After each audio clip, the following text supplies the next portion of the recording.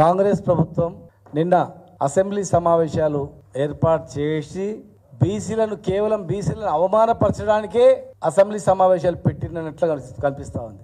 అంటే అసెంబ్లీ వేదికగా ఇదిగో మీ జనాభాకి ఇంత ఉంది, మీరు 62 అంటున్నారు, మీరు చాలా తక్కువ ఉంది అని చెప్పి బీసీల ఇజ్జత్ తీయడానికి పెట్టినటువంటి సమావేశం తప్ప వేరే ఏం లేదు.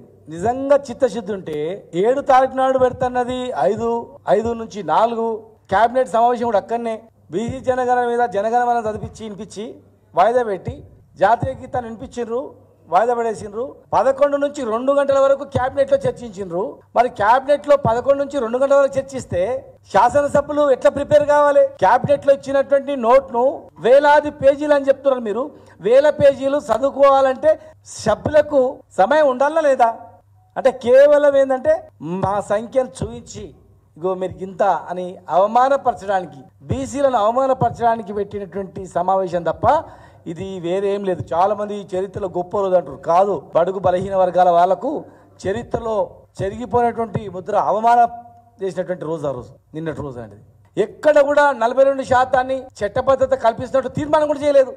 అసెంబ్లీ పెట్టినప్పుడు అసెంబ్లీలో తీర్మానం చేయాలి కదా, క్యాబినెట్లో తీర్మానం చేయాలి కదా. 42% ఎలక్షన్ మేనిఫెస్టో ప్రకారం రిజర్వేషన్ ఇస్తున్నామని చెప్పి క్యాబినెట్ తీర్మానం చేయలేదు, అసెంబ్లీలో తీర్మానం చేయలేదు.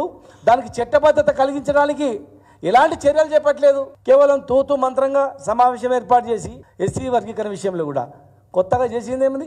సుప్రీంకోర్టు ఇచ్చిన తీర్పును అమలు చేస్తున్నారు. సుప్రీంకోర్టు ఇచ్చిన తీర్పు అమలు చేయకపోతే ఖచ్చితంగా మా నాయకులు మళ్ళీ కోర్టుకు వెళ్తారు, కంటెంప్ట్ పోతారు, కొట్లాడతారు. ప్రభుత్వం ఇచ్చిన పిచ్చ కాదు అది, సుప్రీంకోర్టు ఇచ్చినటువంటిది తీర్పు, న్యాయమైనటువంటి డిమాండ్ అనేది. సుప్రీంకోర్టు తీర్పు పైన కొత్తగా చేసింది ఏం లేదు. వీళ్ళు కొత్త ఏదో సృష్టించినట్లు ఏదో ఇచ్చినట్లు సమావేశం పెట్టి ఇంత అడావుడిగా వీళ్ళకు బీసీలకు ఎస్సీలకు ఇంత మేలు చేస్తున్నాం అనే రీతిలో కనిపించడానికి కనిపిస్తుంది తప్ప వేరే ఏం లేదు. చిత్తశుద్ధి లేదు. తమిళనాడు తరహా రిజర్వేషన్ కావాలంటే తమిళనాడు తరహా, తమిళనాడు ఎట్లా చేసిందని అధ్యయనం చేసిండ్రా? తమిళనాడులో 50% మించి, ఇప్పుడు 42% అంటే ఖచ్చితంగా 50% మించి ఉంటుంది.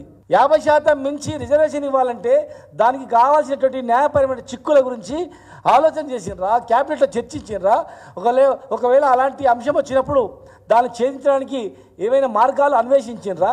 ఎలాంటి చట్టబద్ధత తీసుకురాకుండా, అసెంబ్లీ తీర్మానాలు చేయకుండా, చర్చించకుండా, అఖిలపక్షం యొక్క సమావేశాన్ని ఏర్పాటు చేయకుండా, రేపు అవసరం అనుకుంటే సవరణ చేయాలనుకున్నప్పుడు మరి కేంద్రంతోనే ఎట్లా వ్యూహం అందించాలని చెప్పి ఆ భారతీయ జనతా పార్టీతో అవలంబించిన తీరు కానీ అఖిలపక్ష మీటింగ్ ఏది చేయకుండా కేవలం ఇగో మీకు ఇవ్వాలని అసెంబ్లీలో పెట్టినాము, అసెంబ్లీలో పెట్టి కోర్టుకు పోయిండో లేకపోతే సుప్రీంకోర్టుకు పోయిండో, లేదనుకుంటే ఇంకా చట్టానికి సరైనటువంటిది రాలేదని చెప్పో పాత పద్ధతిన రిజర్వేషన్ ఇవ్వడమో, లేదంటే ఇగో వీలు కాలేదు 42% మందికి మేము టికెట్ ఇస్తాం బీసీలకు అని చెప్పడమో, ఏదో కొత్త మార్గాన్ని అన్వేషించి మోసం చేయడానికి తప్ప, బీసీలను మోసం చేయడానికి, బీసీలను దగా చేయడానికి, బీసీలను అవమానపరచడానికి పెట్టినటువంటి సమావేశం తప్ప దానికి మించి ఏం లేదు.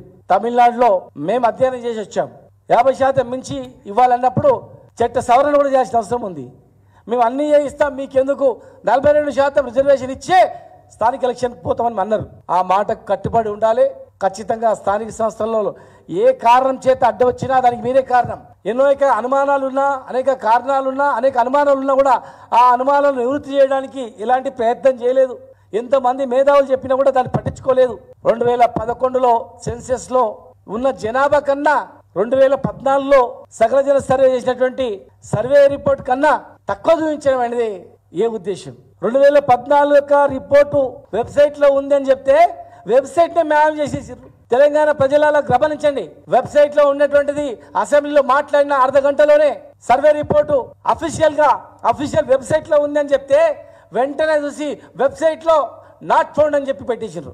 సర్వే రిపోర్టు తారుమారు చేసారు. కొంతమంది కావాలని కుట్రతో బీసీలు అవమానించాలని చెప్పి, తక్కువ చేసి చూపించాలని చెప్పి కుట్రలతో చేసినటువంటి పన్నాగం ఇది. దేశం మొత్తం జనాభా పెరుగుతుంది ఎట్లా, బీసీలది ఇక్కడ తగ్గుతుంది ఎట్లా?